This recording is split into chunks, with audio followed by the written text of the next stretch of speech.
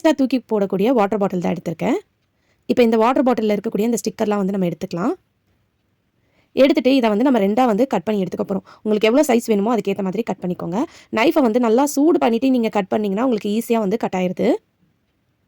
So இப்போ cut பண்ணதுக்கப்புறம் மேலே இருக்கிற போர்ஷன் வந்து தூக்கி போட்டுறாதீங்க. அதுவும் வந்து நம்ம யூஸ் பண்ண போகிறோம். இப்போ கீழே இருக்கிற போர்ஷன் மட்டும் எடுத்துக்கலாம்.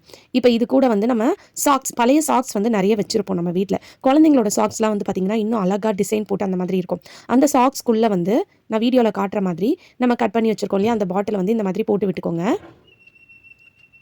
ஸோ இந்த மாதிரி உள்ளே நல்லா ஃபுல்லாக போட்டுட்டு பேலன்ஸ் இருக்கக்கூடிய எக்ஸ்ட்ரா எல்லாத்தையும் வந்து உள்ளே இந்த மாதிரி ப்ரெஸ் பண்ணி விட்டுருங்க.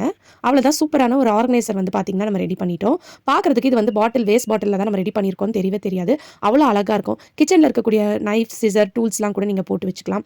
அப்படி இல்லைனா நீங்கள் ட்ரெஸ்ஸிங் டேபிளில் நீங்கள் யூஸ் பண்ணுற காஜல், சீப்பு அதெல்லாம் போட்டு வச்சுக்கலாம். இல்லைனா ஒரு பென் ஸ்டாண்டாக கூட நீங்கள் இதை வந்து யூஸ் பண்ணிக்கலாம். பார்க்குறதுக்கு ரொம்பவே அழகாக இருக்கும். வேஸ்ட்டாக தூக்கி போடக்கூடிய பாட்டிலை வந்து நீங்கள் இப்படி கூட வந்து பார்த்திங்கன்னா ரீயூஸ் பண்ணிக்கலாம். ட்ரை பண்ணி பாருங்கள்.